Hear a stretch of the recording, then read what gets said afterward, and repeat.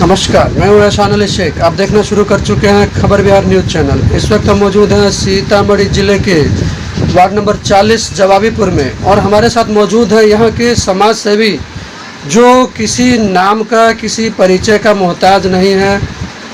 मैं मिलवाना चाहता हूँ आपको रामबली सिंह जी से, जो काफ़ी समय से समाज सेवा में सक्रिय हैं और बिना किसी जातिगत भेदभाव के जो भी इनके दरवाजे पर आया वो खाली हाथ नहीं लौटा। जो भी जायज़ तमन्नाएँ थी, जायज़ काम थे, इन्होंने पूरे किए। चाहे वो ब्लॉक में हो, पंचायत में हो, ज़िला में हो, इन्होंने सबके लिए भागदौड़ की, मेहनत की। काफ़ी सालों से ये कर भी रहे हैं और आगे लगातार करते रहेंगे, ऐसा इनका कहना है। तो ऐसी ही अजीम शख्सियत से अब हम आपको रूबरू करवाना चाहते हैं।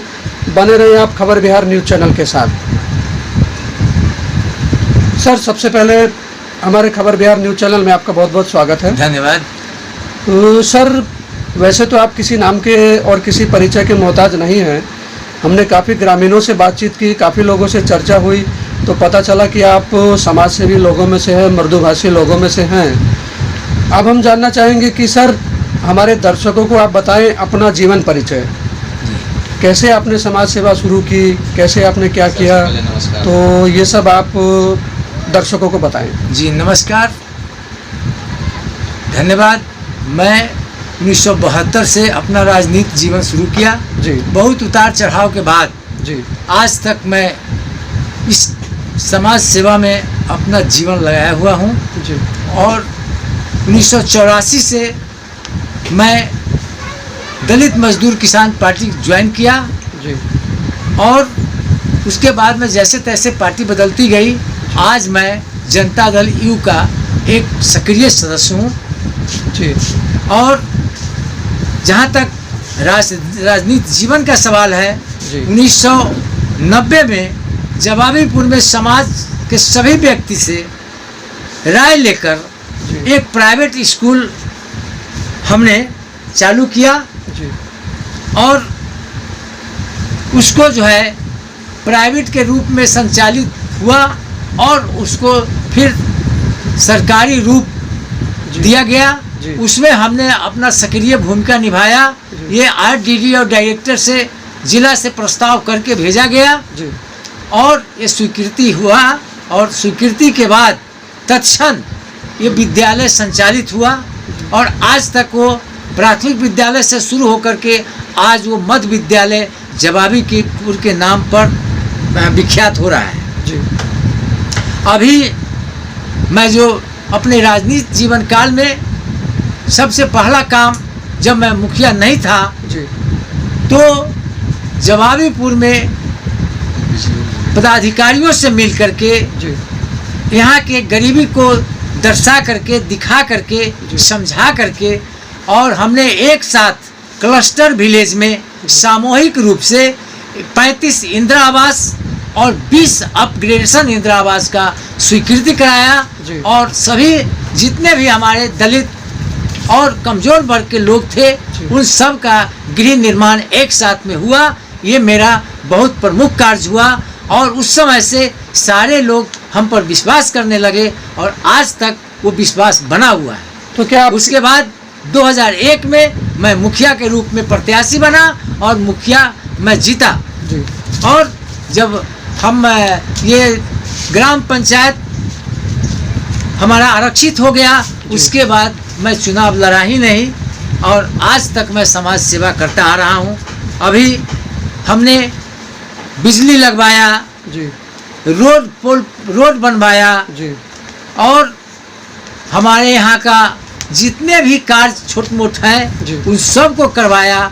हमने अपने मुखिया जीवन काल में 14 शिक्षक का नियुक्ति किया और उसको जो है आज जो है सो वो भिन्न भिन्न विद्यालयों में अभी कार्यरत हैं। और हमने आशा का बहाल करवाया और जो आशा आज तक भी एक समाज सेवा में लगी हुई है, ये सब हम मुखिया काल में कराए हैं। ये सब मेरा रिकॉर्ड है।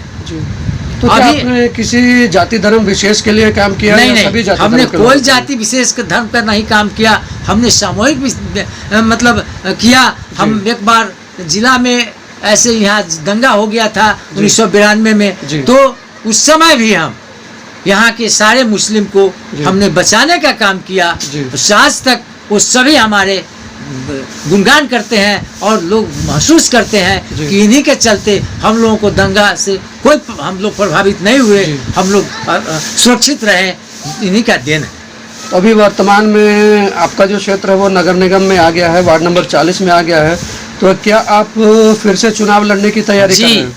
मैं नगर निगम वार्ड नंबर 40 से प्रत्याशी के रूप में 21/9/2022 को अपना नॉमिनेशन करने जा रहा हूँ। जी। इसमें जनता का पूरा समर्थन हमको मिल रहा है। जी। कोई यहाँ भेदभाव नहीं है, जी। किसी तरह की कोई भेदभाव नहीं है। हमारा जो क्रियाकलाप है उसके आधार पर जी। हमारा सभी जनता हमको एक स्वर से साथ दे रहे जी। हैं और मुझे आशा ही नहीं, पूर्ण विश्वास है कि मैं इस लड़ाई को जीतूंगा और समाज का सेवा करूंगा। हम क्षेत्र की जनता के लिए जानना चाहते हैं कि वार्ड नंबर 40 की जो जनता है, जब आपको समर्थन मिलेगा, सहयोग मिलेगा, आप जीत कर आएंगे, तो क्षेत्रवासियों के लिए क्या करेंगे? जी, हम घूम रहे हैं तो नया जो जवाबीपुर का विकास हुआ है, बरियारपुर का विकास हुआ है, वो उसमें हम घूमे हैं तो हम देखा है कि बहुत से अभी वर्क उसमें नहीं हुआ है, जी। जिसके चलते लोगों को काफ़ी परेशानी हो रही है। जी। सबसे प्राथमिकता के रूप में सबसे पहले मैं उन लोगों के रोड की बात करूंगा। दूसरी प्राथमिकता होगी कि यहाँ जो रेंट फिक्सेशन होगा, जी। मैं उसको कम से कम रेट का फिक्सेशन कराऊंगा। जी। ये सब काम जो मुख्य काम होगा उसकी प्राथमिकता के साथ मैं करता रहूँगा। हमारा जो है सो बिजली का काम,